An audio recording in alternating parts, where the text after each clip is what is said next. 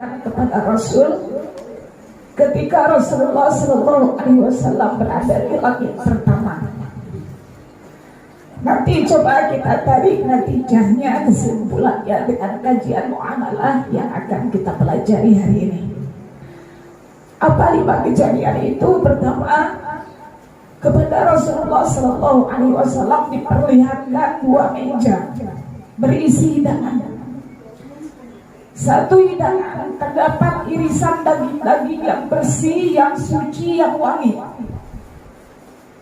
Tapi di meja yang lainnya, gitu ya, kepada Rasulullah SAW diperlihatkan hidangan berupa daging-daging yang sudah busuk. Maka ketika Rasulullah SAW bertanya kepada malaikat Jibril alaihissalam, Jibril mengatakan bahwa itulah gambaran dari umatmu, wahai Muhammad SAW, yang cenderung lebih menyukai sesuatu yang haram, lebih memilih mencintai perkara yang haram daripada yang halal. Itu yang pertama. Kemudian yang kedua, ibu sekalian, terhadap Rasulullah SAW diperlihatkan seorang manusia yang memiliki perut yang sangat besar. Dikatakan dalam hadis riwayat Baihaqi itu bahwa perutnya itu sebesar rumah. Gitu. Kata malaikat Jibril alaihissalam, itulah gambaran dari umatmu yang memakan harta riba. Gitu. Kemudian yang ketiga, kepada Rasulullah SAW diperlihatkan seseorang yang memiliki mulut seperti mulut unta. Kemudian terhadap mulut itu disuapkan bara api. Kata malaikat Jibril alaihissalam, itulah gambaran dari umatmu yang ketika di dunia senang memakan harta anak yatim. Seperti itulah nanti diperlakukan orang-orang itu di akhirat dalam murka Allah Subhanahu wa Ta'ala. Itu yang ketiga. Kemudian yang keempat, sekalian, kepada Rasulullah diperlihatkan wanita-wanita yang digantung pada payudaranya di atas bara api yang sangat panas. Siapakah wanita itu? Mereka adalah wanita-wanita yang ketika di dunia mereka berzina. Dan yang kelima, diperlihatkan kepada Rasulullah SAW seseorang yang dia menyayat tubuhnya sendiri, lalu sayatan itu disuapkan ke mulutnya. Dia mengerang, mengaduh kesakitan, memohon, menjerit kepada Allah, tapi dia melakukan terus-menerus. Kata malaikat Jibril alaihissalam, itulah orang-orang yang ketika di dunia senang memakan bangkai saudaranya sendiri. Apa maknanya? Dia adalah orang-orang yang suka menggibah, menggunjing, membicarakan aib keburukan orang lain, dan dia suka mencemarkan nama baik orang lain. Seperti itulah kelak di akhirat. Kepada Rasulullah SAW digambarkan peristiwa itu, bahwa itu yang akan mereka terima. Gitu. Nah, hadis ini riwayat Imam Al-Baihaqi dinukil oleh Ibnu Hajar Al-Asqalani di dalam kitab Isra dan Mi'raj. Nah, kaitannya sekalian dengan fikih muamalah yang sedang kita pelajari, bahwa ternyata dari 5 peristiwa ini itu terkait dengan kegiatan muamalah. Betul tidak, Bu? Kelima perkara ini terkait dengan hablum minan nas, terkait dengan hubungan manusia dengan harta, manusia dengan manusia. Nah, maka berhati-hatilah dengan perkara muamalah, sebab kalau kita tidak ikhtiar, kita tidak berhati-hati dengan sesuatu yang haram dalam masalah muamalah, kita tidak berhati-hati dengan sesuatu yang syubhat di dalam masalah muamalah, khawatir khawatir perkara ini menjerumuskan kita pada murkanya Allah Subhanahu wa Ta'ala. Maka karena itulah kita duduk hari ini di sini untuk sama-sama mempelajari fikih muamalah. Niat kita supaya kita bebas dari kebodohan atas persoalan muamalah ini, supaya kita selamat dan menjadi hamba Allah yang terbaik. Niatkan seperti itu. Gitu. Nah, hari ini sekalian kita lanjutkan kajiannya. Di pertemuan yang lalu kita sudah membahas rukun dan syarat jual beli. Hari ini kita akan masuk pada pembagian atau jenis-jenis jual beli. Pembagian atau jenis-jenis jual beli. Kalau kemarin rukun jual beli itu ada objek, ada subjek, ada sifat. Kemudian untuk syarat, ada syarat yang terkait dengan objek, ada syarat yang terkait dengan subjek, ya. Kemudian ada syarat yang terkait dengan sifat. Nah, hari ini ibu sekalian, jual beli itu ternyata memiliki jenis-jenisnya. Dan jenis jual beli ini bisa dilihat dari dua aspek. Pertama adalah pembagian atau jenis jual beli dilihat dari alat tukar menukarnya. Itu yang pertama. Kemudian yang kedua adalah pembagian atau jenis jual beli dilihat dari ketersediaan barang atau uang.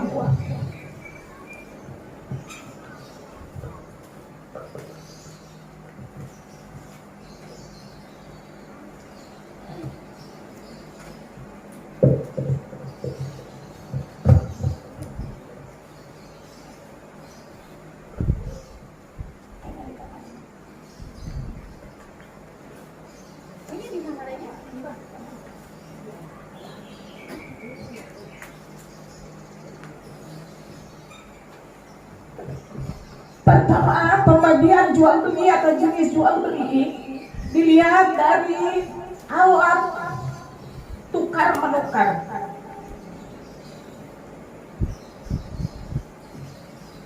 Ada tiga. Pertama adalah tukar menukar barang dengan uang.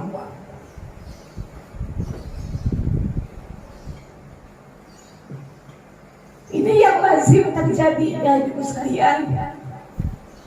Mafhumnya, jual beli yang terjadi di sekitar kita itu jenis transaksi jual beli seperti ini. Kita membayar dengan uang, lalu kita mendapatkan barang. Nah, ini lazim terjadi sehari-hari. Yang kita lalui adalah transaksi jual beli seperti ini, yaitu pertukaran antara barang dengan uang.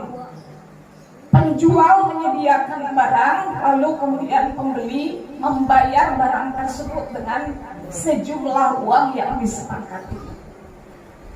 Kemudian yang kedua adalah tukar menukar barang dengan barang.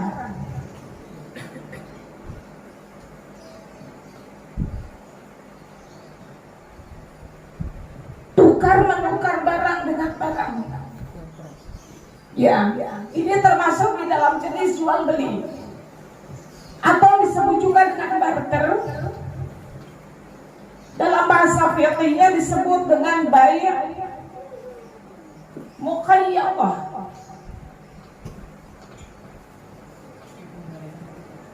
Bai' muqayyadah yaitu tukar menukar barang dengan barang.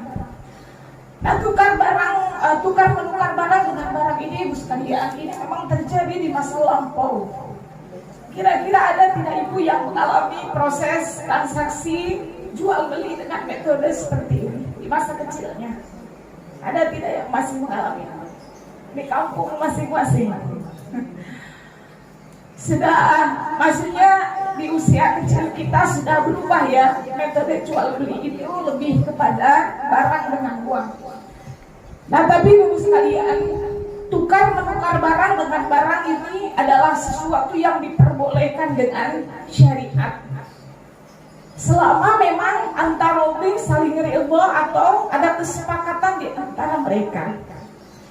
Nah, kecuali nanti tukar barang dengan barangnya itu barang-barang ribawi. Kemarin sudah kita bahas ya. Kalau barang-barang ribawi ini memiliki syarat dan ketentuan yang berlaku gitu. Seperti tukar menukar beras dengan beras, kurma dengan kurma. Nah, ini termasuk di antara barang-barang ribawi yang memiliki ketentuan-ketentuan seperti yang sudah kemarin saya sampaikan. Ini baik Allah. Nah, hari ini Ibu sekalian, memang tukar menukar barang itu agak sulit dilakukan. Agak sulit ya. Agak sulit dilakukan karena memang kadang-kadang sulit ketemu jodohnya gitu. Seperti misalnya seorang petani memiliki beras, lalu dia menginginkan 1 unit handphone. Kira-kira tukang handphone mau tidak tuh? 1 unit handphone ditukar dengan sekian karung beras misalnya. Itu rata-rata mereka menolak ya. Karena nanti kalau beras agak sulit nanti mendapatkan uang untuk diputarkan kembali modalnya gitu. Sehingga barter ini memang hari ini menjadi sesuatu yang jarang terjadi ya, transaksinya di dalam masyarakat. Itu yang kedua. Kemudian yang ketiga Ibu sekalian adalah tukar menukar uang dengan uang.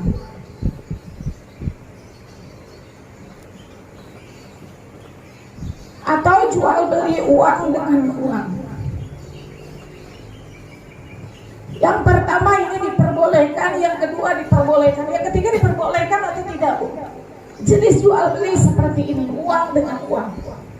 Diperbolehkan tidak? Tukar menukar uang dengan uang itu disebut dengan transaksi sarf.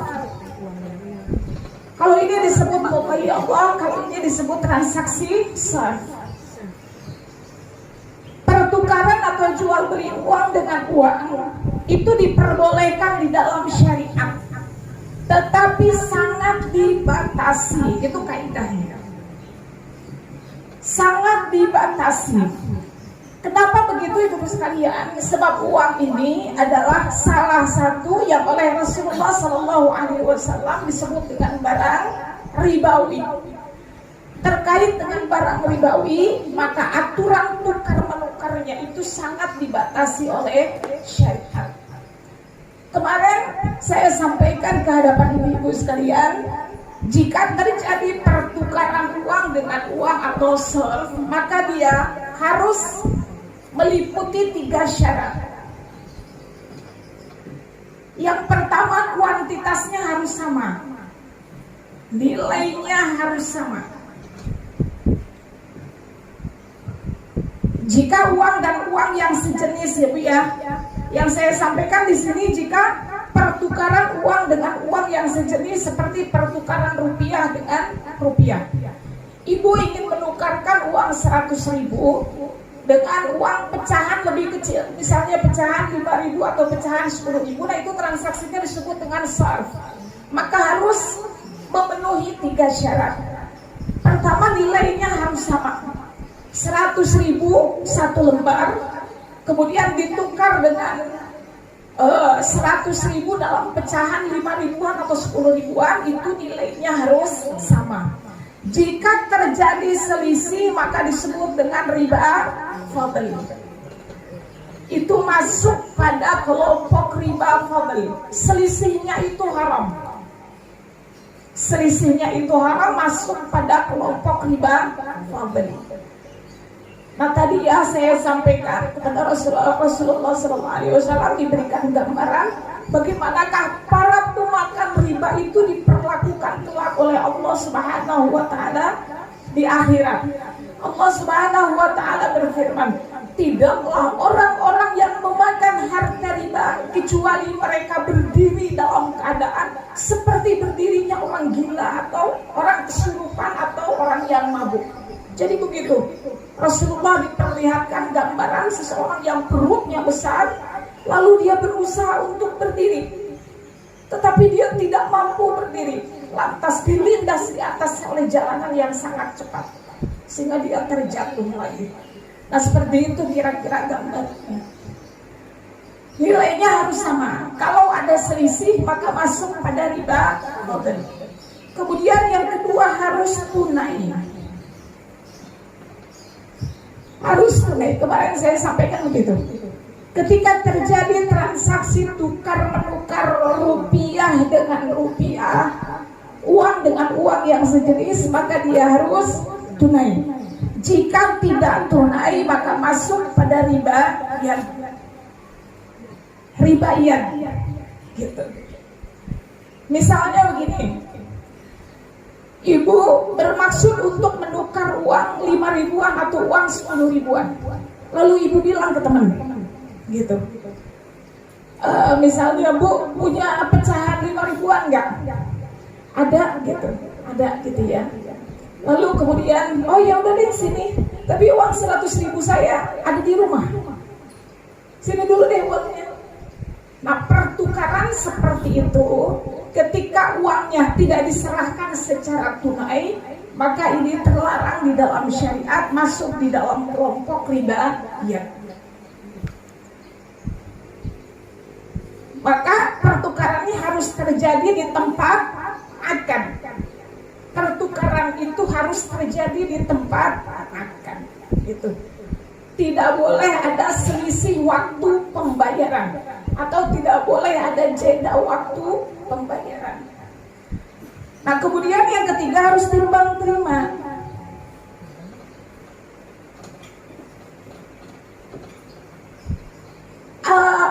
Apa yang maksud timbang terima di sini adalah bahwa barang yang kita inginkan itu atau uang yang bermaksud kita menukarnya itu, maka harus langsung juga diserahkan.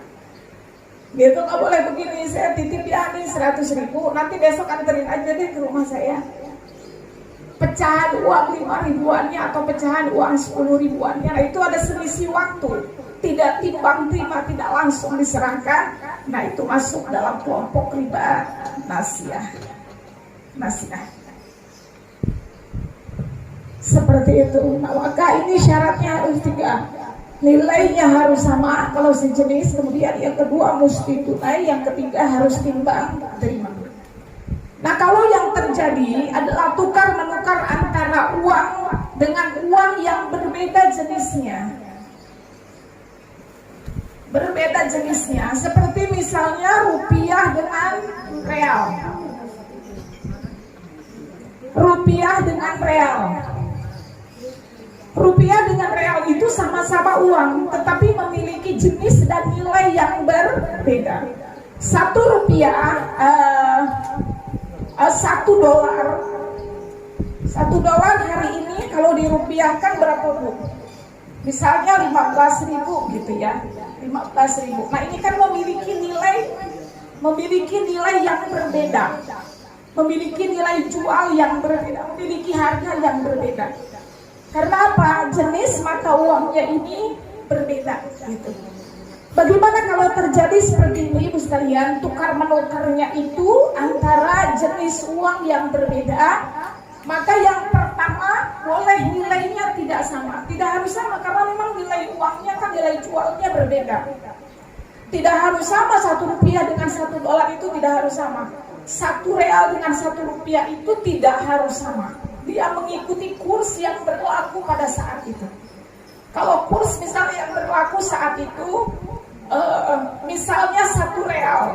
1 real itu kalau dikonversi ke rupiah menjadi 4.000, maka itu diperkenankan, diperbolehkan adanya selisih.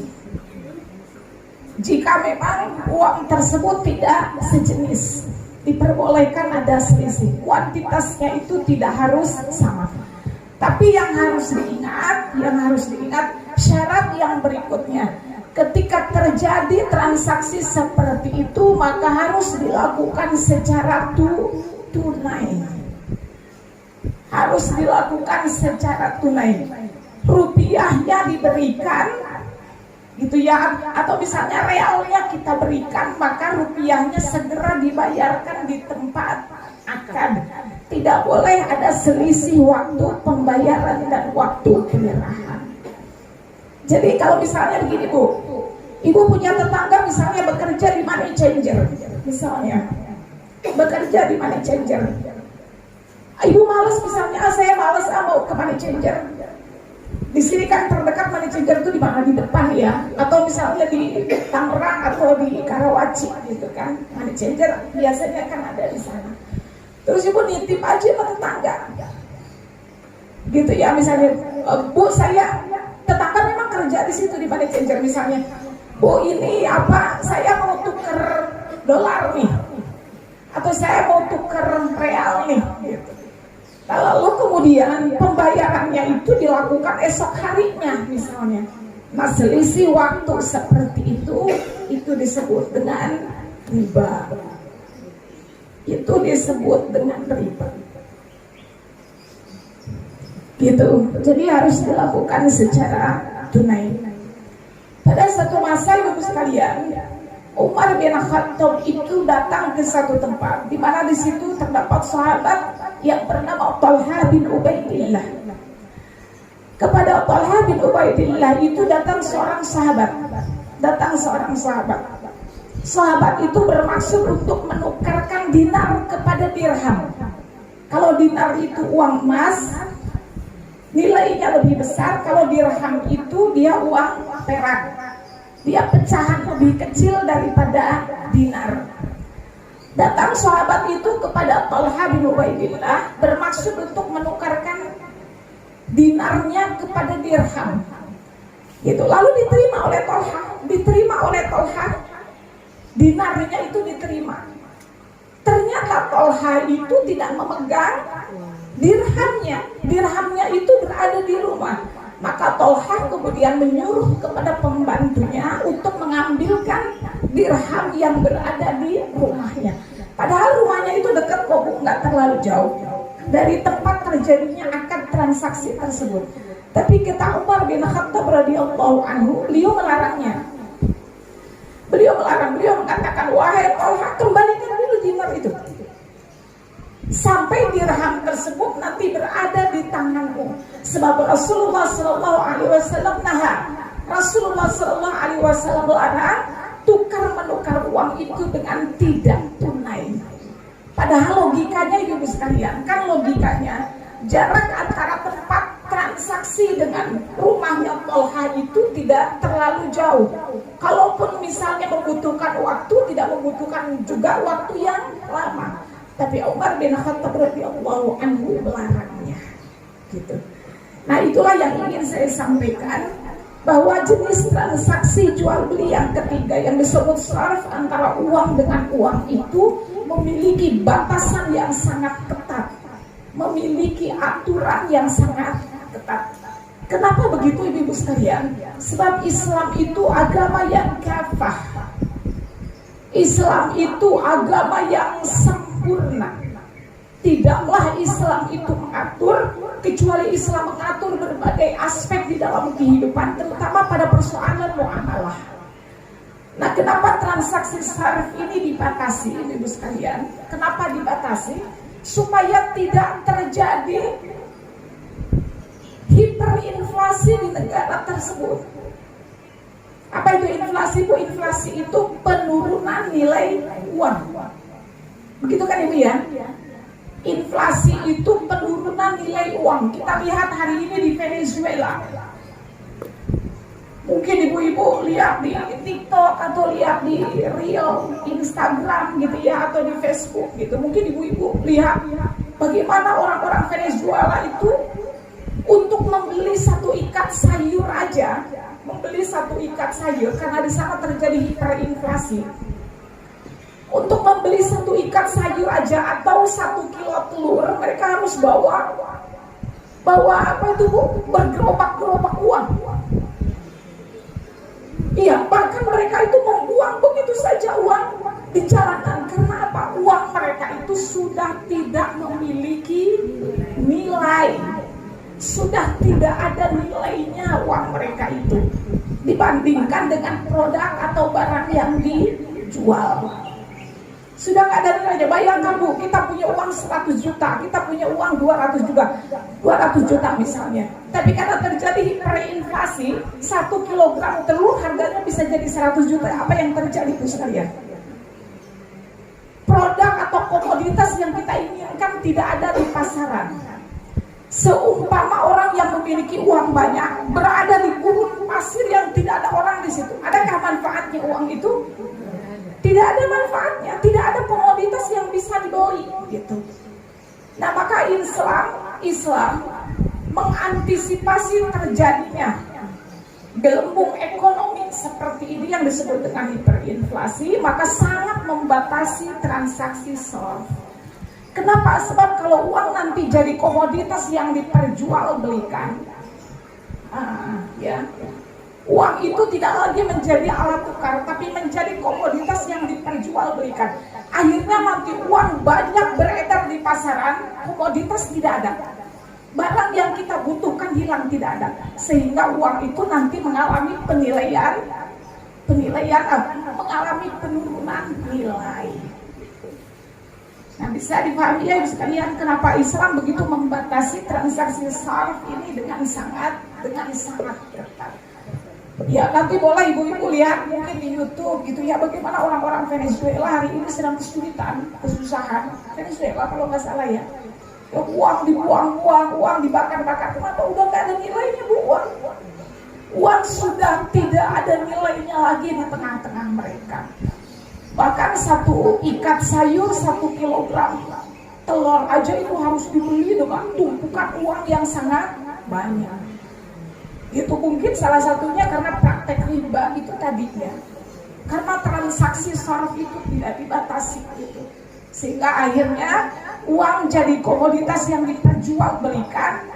Pada akhirnya komoditas real yang dibutuhkan itu menjadi hilang dan menjadi mahal. Seperti itu ya ibu sekalian. Nah itu makanya Ibnu Rushd mengatakan bahwa di antara ketiga jenis tukar menukar atau jual beli yang disebutkan ini, maka yang paling tetap dan yang paling dibatasi itu adalah transaksi SORF. Tidaklah orang diperbolehkan untuk melakukan transaksi SORF kecuali dia sudah memenuhi 2 hal. Satu, dia sudah paham fikih. Ibu-ibu misalnya suaminya pelaku SORF, bekerja di money changer diperbolehkan, tadi kata Rasulullah kan boleh. Tukar menukar kurs itu diperbolehkan, tapi yang pertama dia harus paham fikih, kemudian yang kedua harus memiliki sifat wara. Ini syaratnya, harus memiliki sifat wara atau berhati-hati, takut untuk terjerumus pada sesuatu yang haram dan syubhat. Gitu ya Bu ya. Ini sampai sini bisa dipahami Bu? Insya Allah bisa dipahami. Ini yang pertama. Kemudian yang kedua, kita membahas pembagian uang itu dari segi ketersediaan barang dan alat tukar.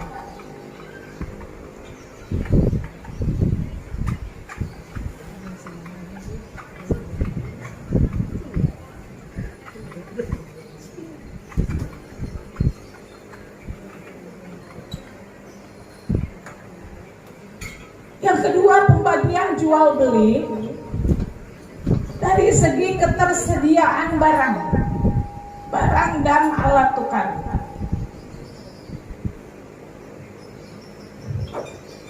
Ada 4 jenisnya. Pertama,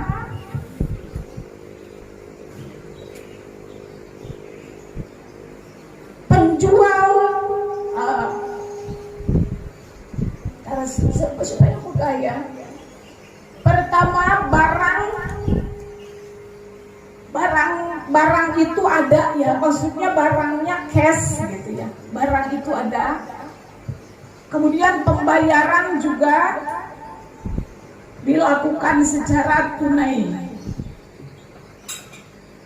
Atau katakanlah barang tunai.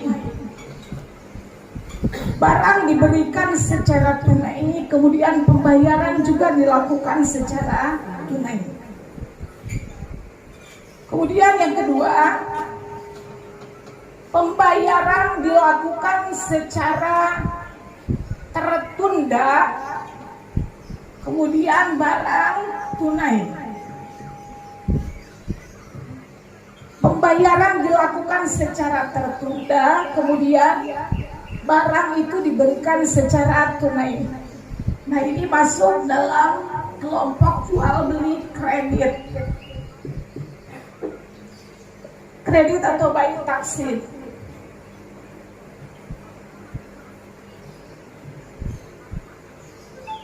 Kemudian yang ketiga, pembayarannya tunai, barang tertunda.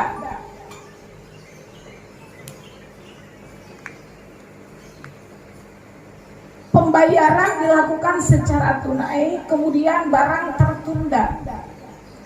Barangnya tidak ada, barangnya belum ada. Si penjual belum bisa menyediakan barangnya. Nah, disebut barangnya tertunda. Nah, ini disebut dengan jual beli salam bisnis. Kemudian yang keempat, pembayaran tertunda, barang juga tertunda.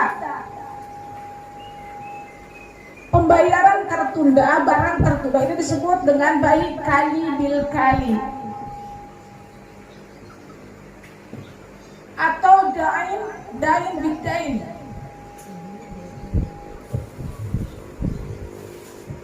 Saya ulangi ya Bu ya. Jual beli dilihat dari ketersediaan barang dan alat tukar, maka dia ada 4 jenisnya. Pertama, pembayaran tunai, barang juga tunai. Kemudian yang kedua, pembayaran tertunda, barang tunai, barang langsung diberikan kepada pembeli. Kemudian yang ketiga, pembayaran dilakukan secara tunai, tetapi barangnya tertunda. Barangnya belum ada, barangnya tidak langsung diserahkan kepada pembeli. Lalu kemudian yang keempat, pembayarannya tertunda, barangnya juga tertunda. Inilah yang di dalam fikih disebut dengan baik kali bil kali atau dain bidain. Dain bidain itu maksudnya hutang dengan hutang. Ini skemanya bisa dipahami nggak Bu? Skemanya bisa dipahami ya. Yang pertama, dibayarkan secara tunai, pembayaran dilakukan secara tunai, kemudian barangnya juga diberikan secara tunai. Nah, ini transaksi jual beli yang lazim kita lakukan sehari-hari.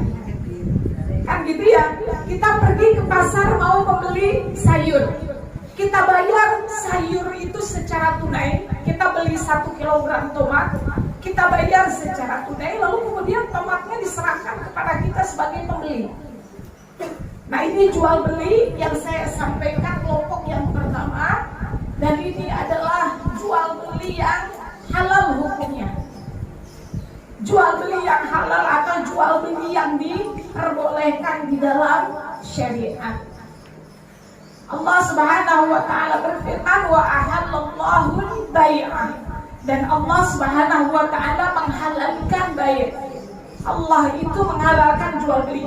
Bagaimana bentuk jual beli yang dihalalkan? Yang pertama, barangnya tunai, pembayaran dilakukan secara tunai. Selama memang barang-barang yang diperjualbelikan itu adalah barang-barang yang suci, halal, dan bernilai manfaat. Kembali kepada syarat kemarin. Kecuali kalau yang diperjualbelikan itu barang-barang yang najis, barang-barang yang haram. Maka barang yang haram itu memperjualbelikannya pun menjadi haram. Khamr itu sesuatu yang haram, maka hukum memperjualbelikannya itu pun menjadi haram. Bangkai itu sesuatu yang haram, maka hukum memperjualbelikannya pun menjadi haram, kecuali bangkai yang sudah disucikan, yang dulu pernah kita bahas, seperti kulit bangkai yang disamak. Nah, itu kan statusnya sudah berubah menjadi halal. Nah, maka kalau sudah halal, maka boleh dia diperjualbelikan. Kemudian yang kedua, ibu sekalian, ini pembayarannya tertunda, tetapi barang diberikan secara tunai. Nah, ini skema jual beli dalam bentuk kredit. Ini juga lazim terjadi, Bu. Lazim terjadi dari sesuatu yang besar seperti rumah, kendaraan, sampai sesuatu yang kecil seperti kerudung, kaos kaki. Kan kita senang ya membelinya dengan metode, dengan cara kredit. Nah, pertanyaannya, apakah cara jual beli ini diperbolehkan di dalam syariat? Jawabannya boleh. Jadi kredit itu hukumnya halal. Kredit itu hukumnya kredit itu hukumnya boleh. Kredit apa saja, Bu? Kredit rumah, kredit kendaraan, kredit panci, kredit kasur, kredit seragam. Kredit itu maksudnya tidak dibayar secara tunai, maka hukumnya mubah, halal. Hukumnya diperbolehkan selama kredit itu dilakukan dengan cara-cara yang sesuai syariat. Jadi jangan khawatir ibu-ibu yang hari ini misalnya masih kredit itu diperbolehkan dalam syariat berdasarkan sesuatu yang dicontohkan oleh Rasulullah SAW. Jadi Rasulullah SAW beliau sebelum wafat beliau kredit hutang, hutang gandum kepada seorang Yahudi. Jadi Rasulullah membeli gandum kepada seorang Yahudi dengan cara tidak tunai. Tidak tunai ini kan kita menyebutnya dengan istilah kredit. Bahkan ketika Rasulullah SAW wafat, beliau belum sanggup untuk membayarnya. Tapi ketika Rasulullah SAW meminjam gandum itu, Rasulullah memberikan lahan. Rasulullah memberikan barang jaminan. Apa barang jaminannya? Yaitu baju perang. Sehingga nanti barang jaminan itu diambil, dilunasi hutang Rasulullah pada masa Abu Bakar Siddiq radhiyallahu anhu, yang beliau menjadi khalifah menggantikan baginda Rasulullah sallallahu alaihi wasallam. Nah, jadi kredit ini boleh. Kredit yang boleh di siapa, Bu? Kredit yang boleh itu adalah kredit kepada pemilik barang. Nah, kalau kita sekarang kenapa dipersoalkan kreditnya? Sebab kita kredit itu bukan kepada pemilik barang, tapi hari ini kita kredit motor, kredit mobil kepada pihak ketiga, sehingga jatuhnya bukan jual beli, tetapi jatuhnya adalah hutang atau pinjam meminjam. Gitu ya, Bu ya. Sekarang Ibu kredit rumah ya. Kita ini kredit rumah, kreditnya kepada developer atau kepada bank? Ya, itu yang terjadi hari ini. Kita kredit motor itu kepada dealer atau kepada leasing. Nah, itu yang terjadi hari ini. Kenapa kredit dipersoalkan? Kalau kreditnya mah boleh. Kreditnya mah boleh, tapi hari ini kenapa dipermasalahkan? Sebab skemanya berubah.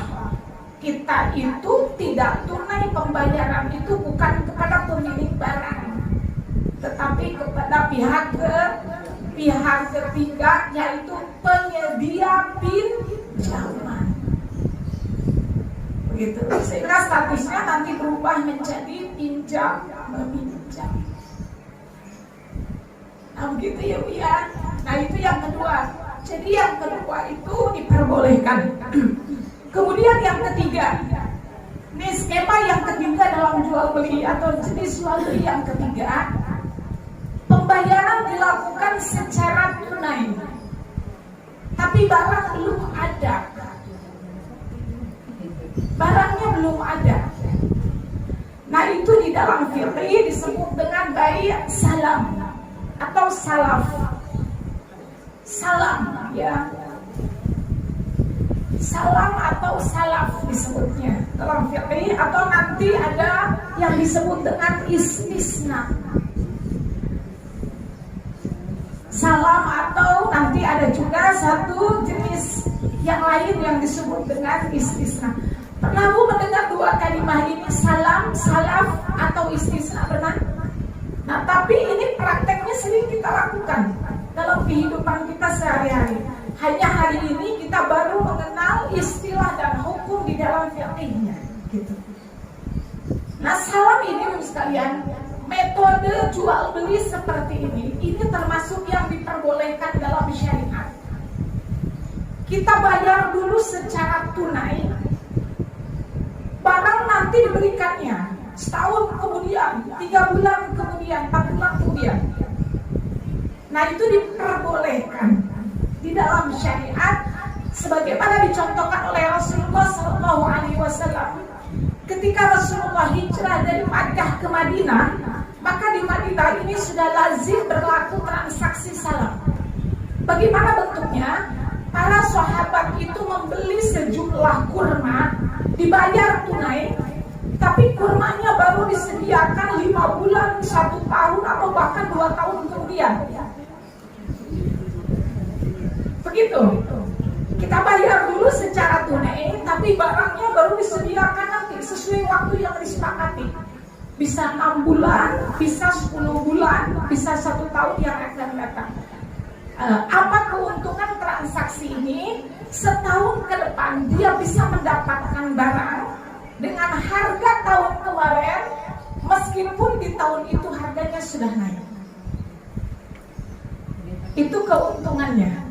Dengan syarat apa? Mesti tunai, dibayar tunai. Kata Rasulullah SAW, silakan diperbolehkan, asalkan kriteria barang itu harus jelas dan waktu penyerahannya itu harus disepakati. Gitu.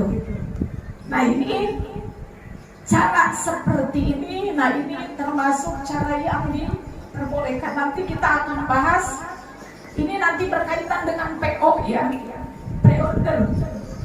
Karena sering sekarang kita begitu ya, ada metode PO itu. Terutama dalam masalah pakaian. Ini mau lebaran itu sebentar lagi. Biasanya para penjahit itu atau para penjual pakaian itu sudah mulai memasarkan produk. Misalnya gamis ya, gamis, setelan gamis dipasarkan, gambarnya diperlihatkan, kemudian harganya juga disampaikan. Tapi gamisnya baru diproduksi nanti 1 bulan sebelum lebaran. Pemasarannya sudah hari ini. Itu namanya PO.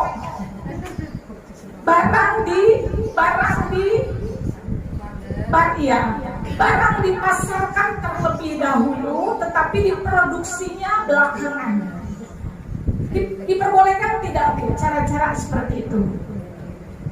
Ibu boleh-boleh aja. Ya. Nah, ini dulu, nanti akan kita bahas ya lebih lengkap poin yang ketiga. Sekarang kita bahas yang nomor 4 dulu. Kita bahas yang nomor 4 dulu. Skema yang keempat, pembayaran dilakukan secara tertunda, kemudian barang juga tertunda. Ini namanya bayi kali kali atau dain bin dain, gitu ya. Misalnya kita datang ke satu tempat bermaksud untuk membeli sepatu, gitu ya. Lalu dia mengatakan saya beli sepatu, tapi ternyata sepatu yang kita inginkan itu tidak ada. Misalnya stoknya sudah habis. Maka kemudian orang itu menjanjikan, nanti misalnya sekian minggu yang akan datang, atau sekian hari yang akan datang, nanti kami bisa menyediakan sepatu itu. Tapi orang tersebut tidak melakukan pembayaran di awal. Artinya akan terjadi ketika akad itu terjadi pembayaran yang tidak tunai, padahal akadnya sudah dilakukan saat itu. Barang juga tidak bisa disediakan oleh penjual, tidak tunai juga. Nah, ini disebutnya kali bil kali, dan sepakat ulama bahwa kali bil kali, skema kali bil kali ini hukumnya haram.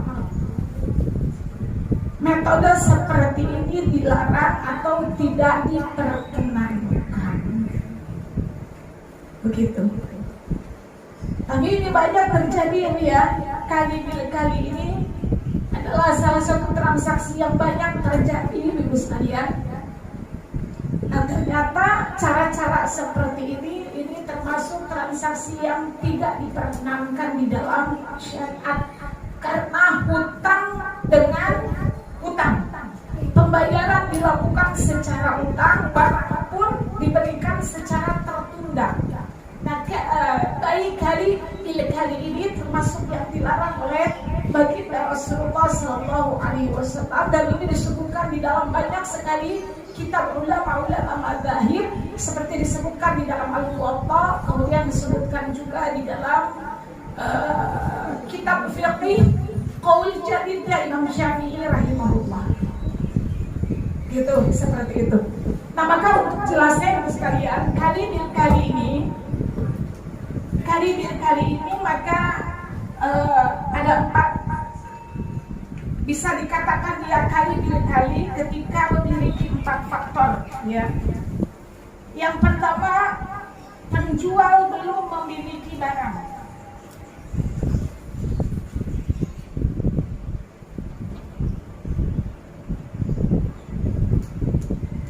Penjual belum memiliki barang. Kemudian pembeli tidak membayar tunai.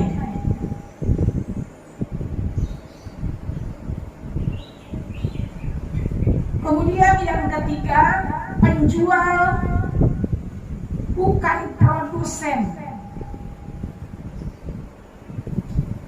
Kemudian yang keempat, akad sudah dilakukan atau sudah dilakukan akad.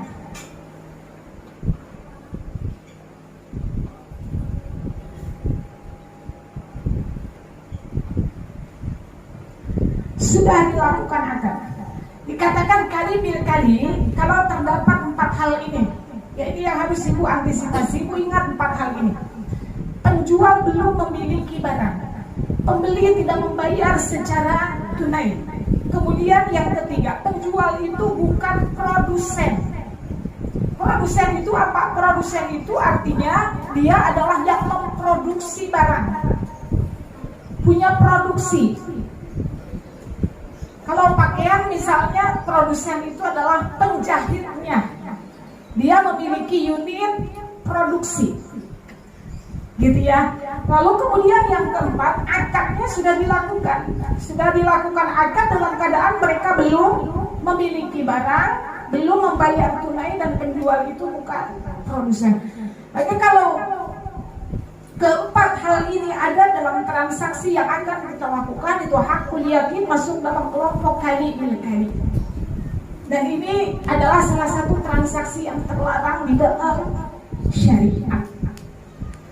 Gitu. Nah, ini ibu-ibu sekalian, ingat kepada 4 hal ini ya, keempat faktor ini. Ketika ibu-ibu misalnya syak atau ragu, ini transaksi yang saya lakukan boleh atau tidak nih di dalam syariat. Kalau ketiga hal ini kan lazim kita lakukan dan ini diperbolehkan. Tunai, kemudian kredit, kemudian salam atau istisna, gitu ya. Nah, ini hakul yakin boleh. Tapi kalau kali seperti ini haram dalam syariat, kita harus ikhtiyat atau harus berhati-hati. Begitu. Nah, lalu ibu bertanya, kalau misalnya penjual belum memiliki barang, pembeli misalnya belum membayar secara tunai, tapi penjual adalah produsen. Penjual itu adalah produsen. Produsen itu adalah orang yang memproduksi barang. Transaksi seperti itu boleh nggak? Itulah yang saya sebut tadi, biasanya PO itu ya. Kita PO. Nah, PO itu apa? Purchasing order. Maksudnya adalah kita melakukan transaksi atau melakukan akad kepada seseorang yang orang tersebut dianggap bisa menyediakan barang, tapi memang barangnya belum ada, barangnya belum diproduksi. Contoh gampangnya, contoh mudahnya seperti kita pesan baju, gitu ya Bu ya. Kita pesan baju misalnya kepada penjahit. Nah, seperti itu ibu-ibu sekalian, seperti itu. Seandainya memang penjual tersebut adalah produsen, maka transaksi ini diperbolehkan.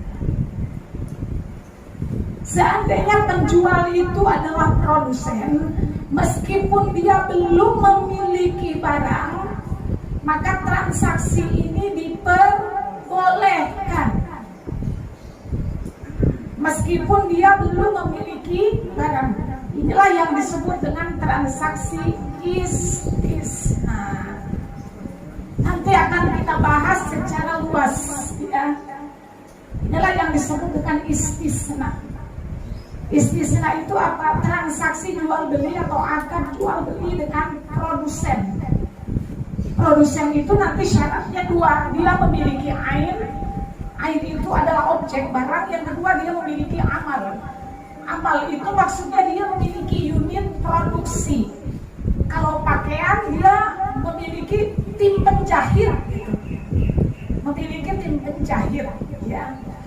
Nah, maka ibu sekalian, kalau misalnya ada yang memasarkan seragam, memasarkan pakaian, padahal barangnya belum ada, seandainya dia memang produsen, maka boleh kita melakukan akad istisna dengannya.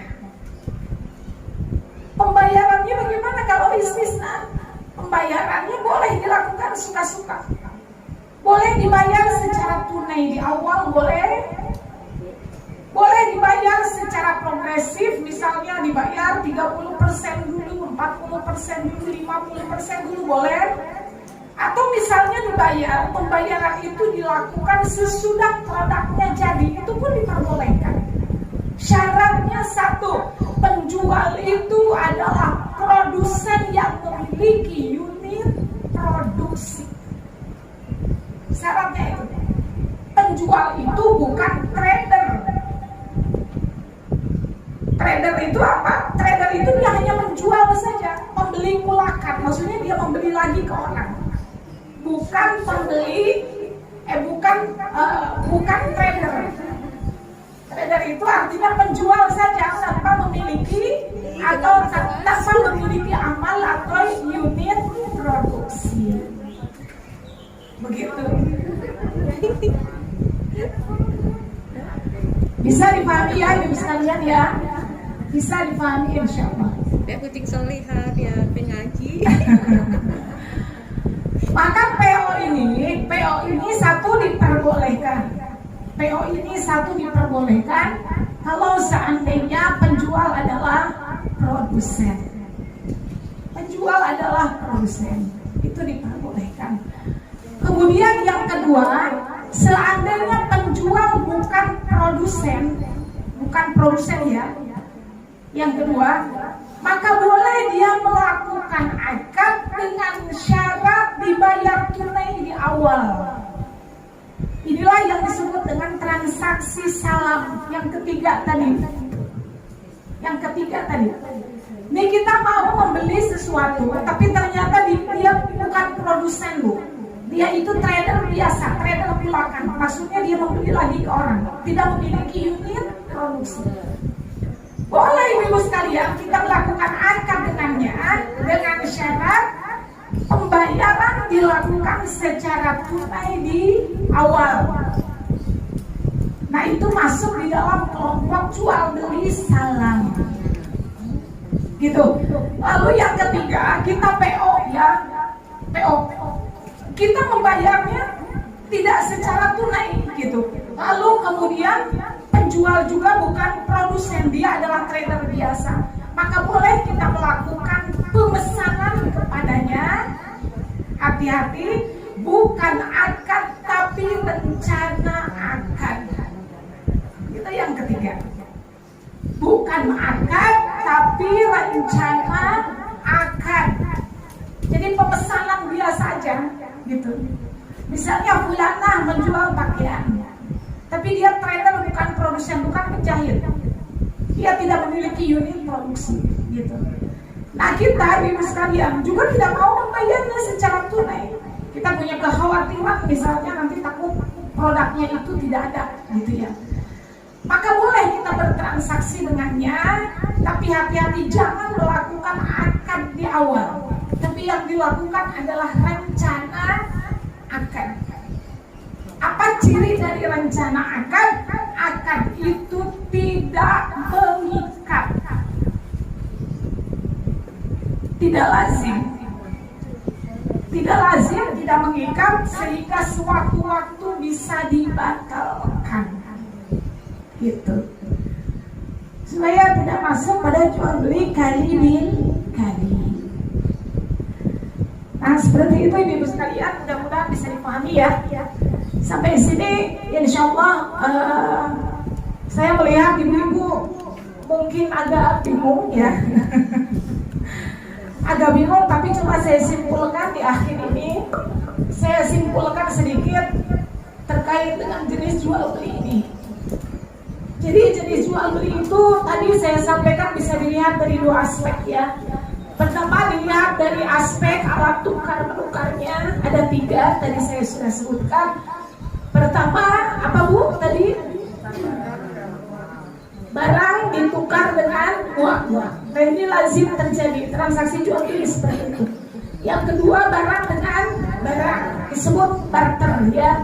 Lalu yang ketiga adalah uang dengan uang, sarf. Ini ketiganya diperbolehkan di dalam syariat. Hanya untuk sarf itu sangat dibatasi. Untuk sarf itu sangat dibatasi, memiliki syarat dan ketentuan yang berlaku untuk sarf. Kemudian yang kedua, jual beli, pembagian jual beli dilihat dari apa yang kedua?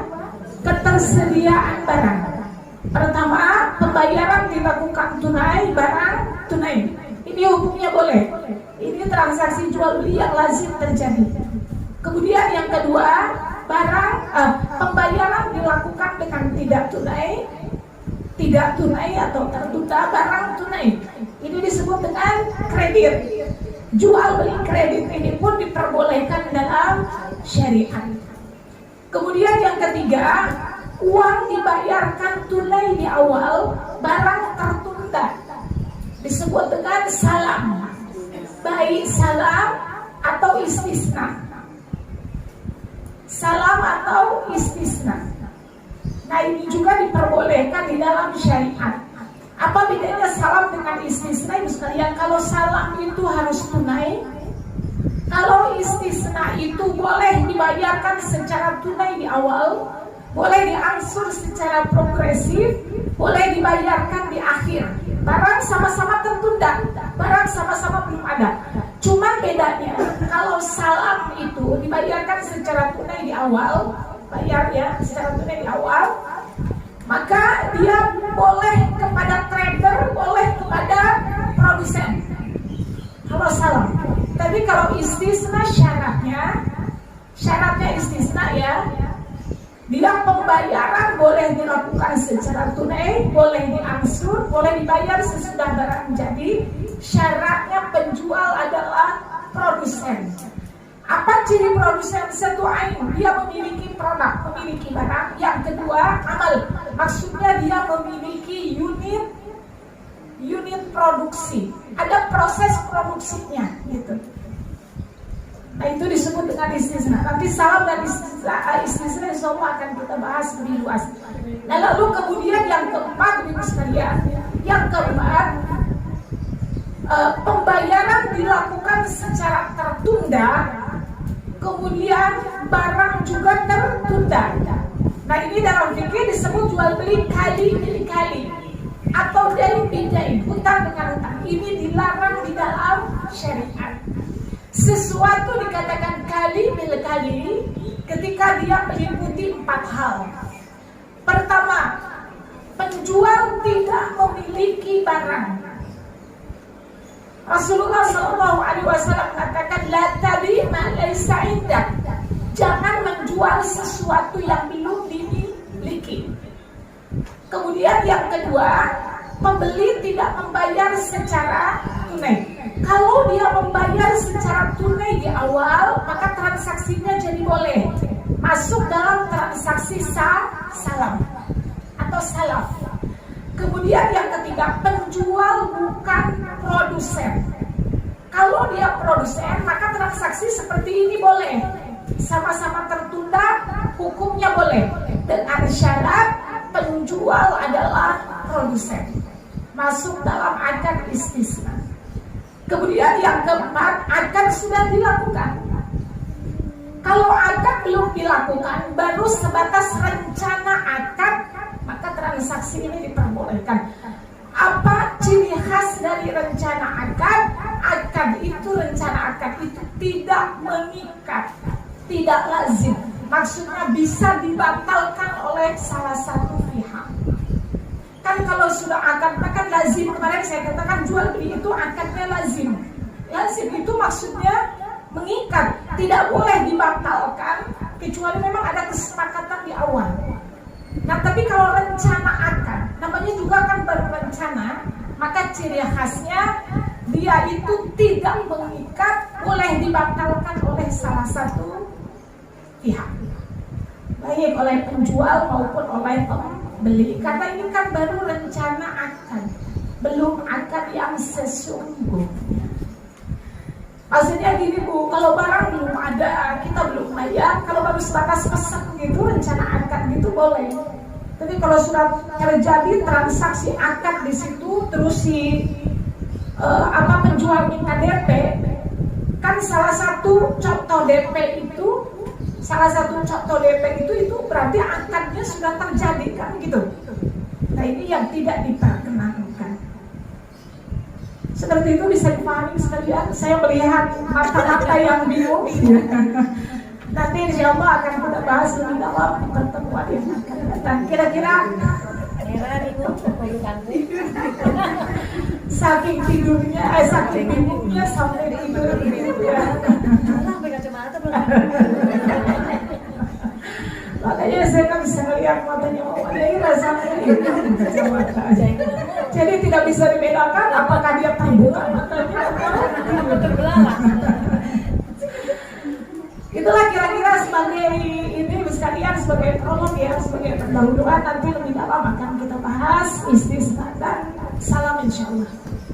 Kali nanti akan kita bahas lebih dalam. Ada yang mau ditanyakan?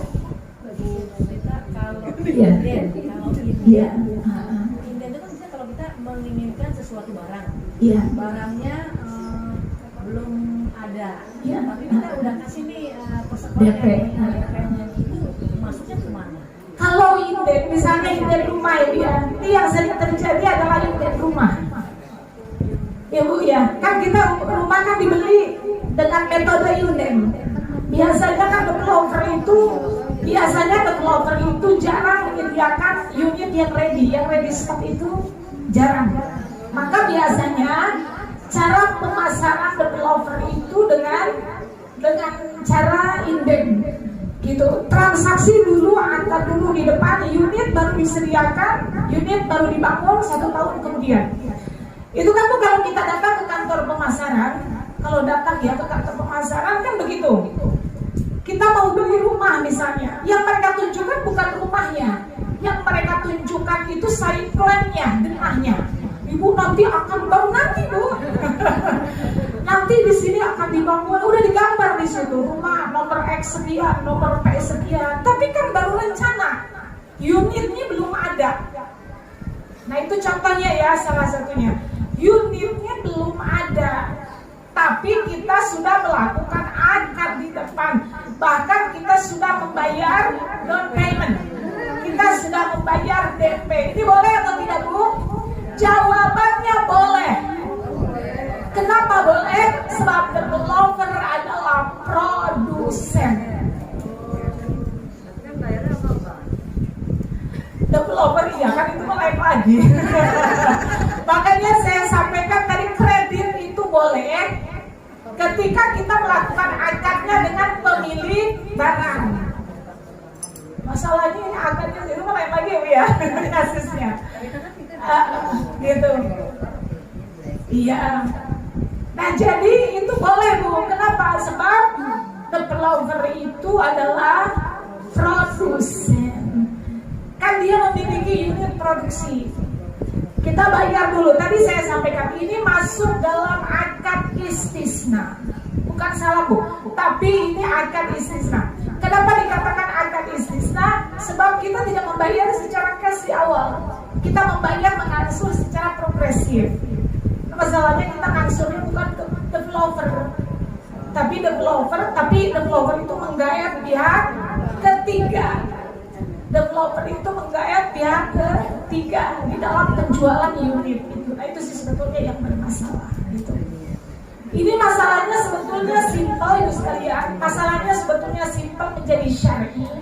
Seandainya bank itu ya, seandainya bank itu mau membeli barang unit rumah tersebut gitu ya, secara utuh baru dijual ke kita, sebetulnya begitu simpel. Tapi masalahnya bank nggak mau. Kita harus bayar down payment dulu, kita harus bayar DP dulu. Nah masalahnya kita bayar DP-nya bukan ke bank, tapi kita bayar DP-nya kepada developer. Sisa pembayaran baru kita minta bantuan pihak bank. Jadi transaksi kita dengan bank itu bukan transaksi jual beli, tetapi transaksi pinjam meminjam. Disitulah sebetulnya letak riba.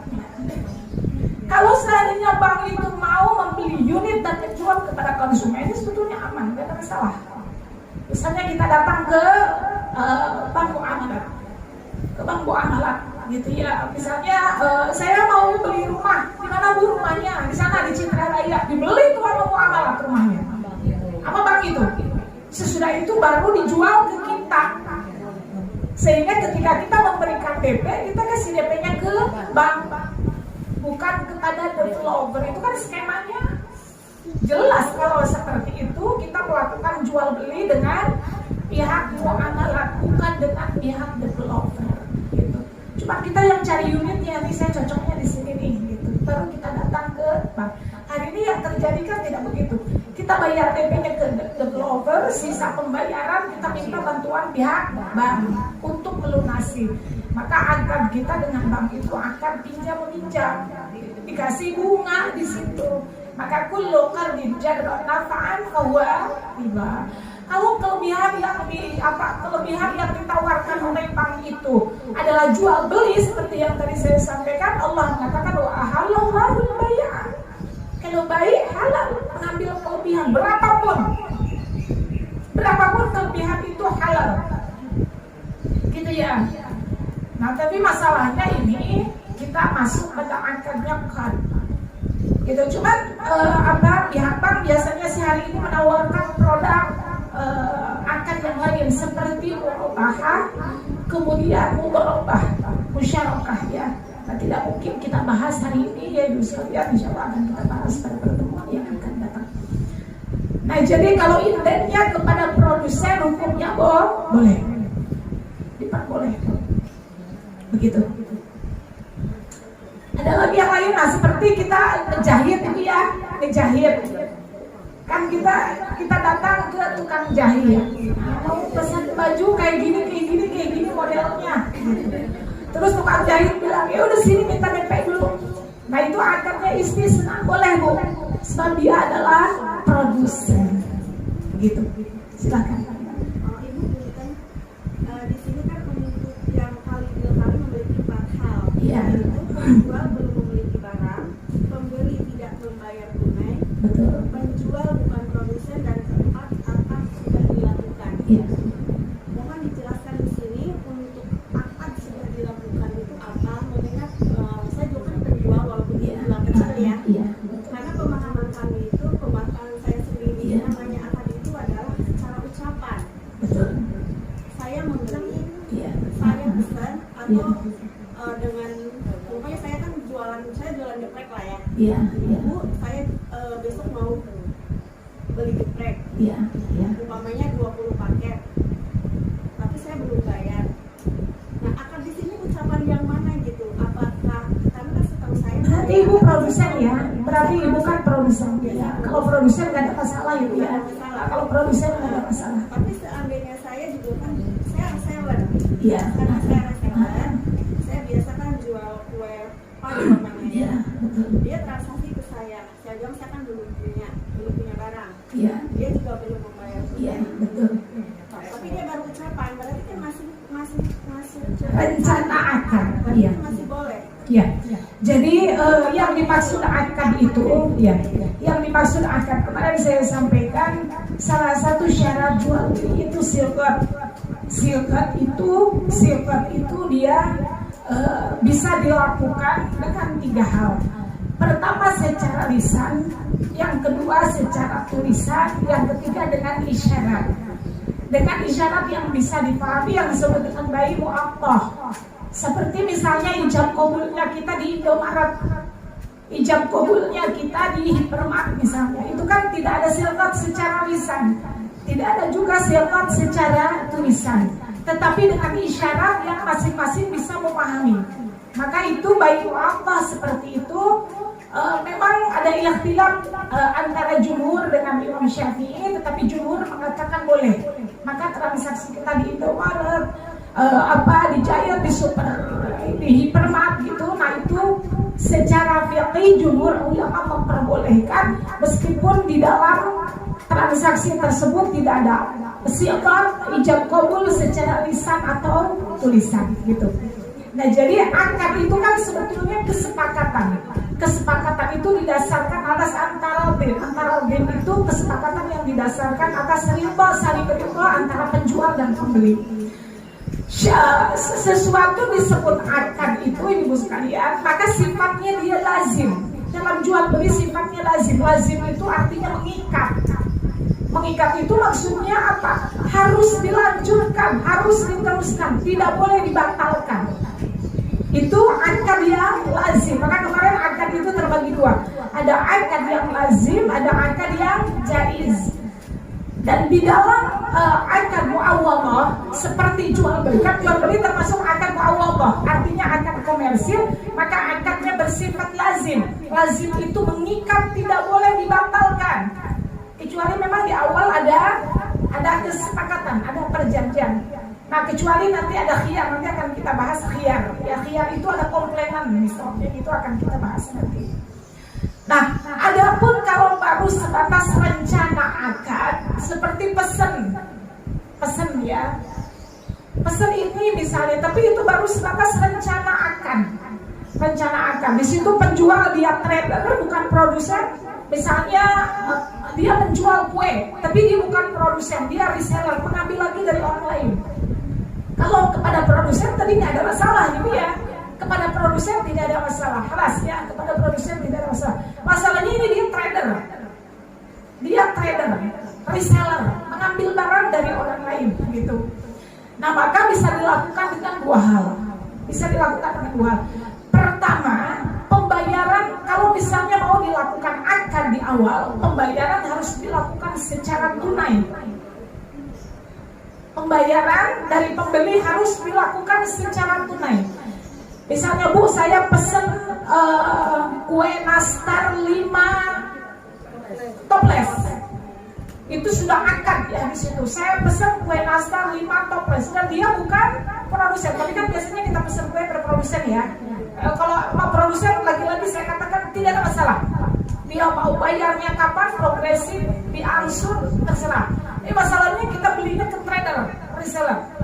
Satu, akad itu menjadi sah kalau dia membayar secara tunai di awal. Itu disebut dengan transaksi salam. Pernah dilakukan oleh masyarakat Madinah dan Rasulullah SAW membolehkannya. Kemudian yang kedua, boleh dilakukan meskipun sama-sama tidak tunai dengan syarat itu disebut rencana akad bukan akad. Apa konsekuensinya rencana akad?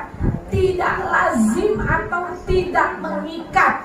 Artinya suatu waktu satu pihak membatalkan, maka tidak masalah. Itu rencana akad.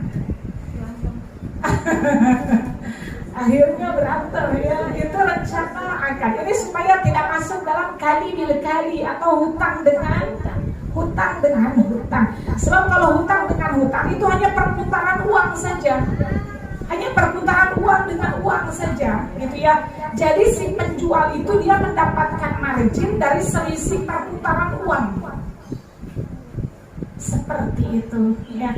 Nanti mungkin lebih jelasnya sedikit lebih jelasnya akan kita bahas lebih lanjut di pertemuan yang akan datang. Alhamdulillah, kira-kira skemanya seperti itu ya. Jadi boleh sebatas pesan. Kalau pesan itu kan baru rencana akad. baru rencanakan. Ada lagi cukup? Ini rata-rata penjual semua ya, jadi insya Allah antusias dalam masalah ini. Cukup ya ibu sekalian ya, kalau tidak ada lagi yang ditanyakan, nah insya Allah akan kita bahas di pertemuan yang akan datang lebih lanjut tentang masalah istisna, tentang masalah salam secara detail, nanti akan kita kupas lebih dalam insya Allah. Demikian kita akhiri kajian ini dengan bersama-sama membaca istighfar, kafaratul majlis, kemudian hamdalah bersama-sama kita awali dulu dengan membaca suratul Fatihah. Kita mohon